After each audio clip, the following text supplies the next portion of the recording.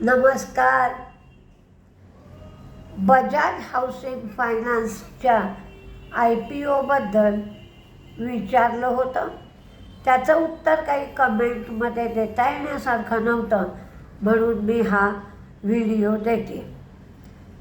30 September 2022मध्ये RBIने 16 NBFCची एक list काढली होती आणि या 16 NBFCचं 3 लेअरमध्ये विभागणी केली होती.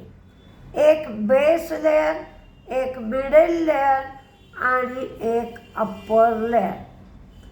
तर ह्या ज्या 16 NBFCज आहेत त्याच्यामधल्या ज्या अप्पर लेअर नोटिफाय केले आहेत त्यांना 3 वर्षाच्या आत लिस्टिंग केलं पाहिजे आणि हे मॅन्डेटरी आहे किंवा सक्तीचं आहे असं सांगण्यात आलं.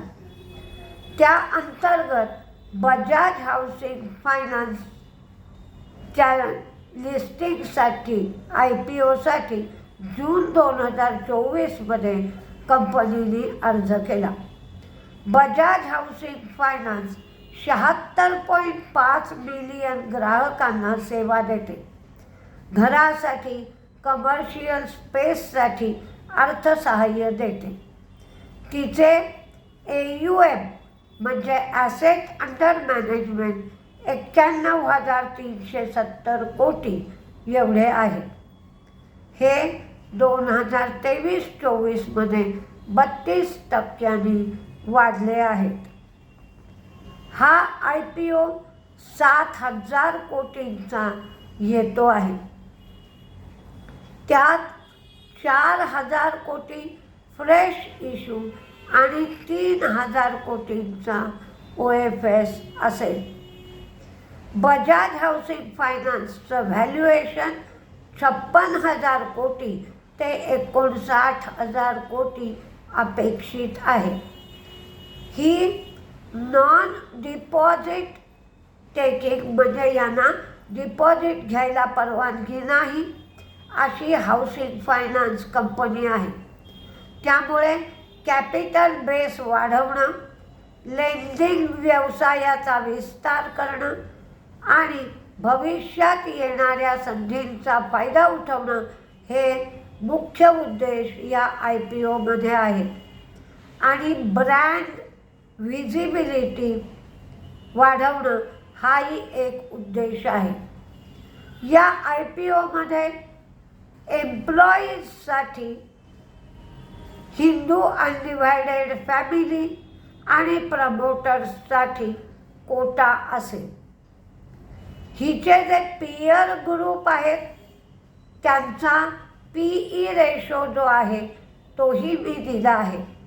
यांचे peer group PNB housing finance 12.4, Canfina homes 12.9, Aadhar housing 18.7, Awas housing 3.3, LIC housing 7.3, Aptus housing 24.6 आणि होम फर्स्ट फायनान्स 24.3 असा या सगळ्यांचा प्राईस अर्निंग रेशो आहे.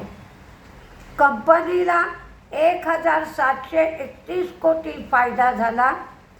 हा 38% वाढला. पूर्वी हा 1,258 कोटी होता. होम लोन ते ॲसेट अंडर मॅनेजमेंट हा रेशो मात्र 61.7%वरनं 57.8% झाला. बजाज फायनान्स आणि बजाज फिन्सर्वच्या शेअर होल्डर्ससाठी स्पेशल कोटा असेल, कारण त्यांना प्रमोटरच्या श्रेणीमध्ये क्लासिफाय केलेलं आहे.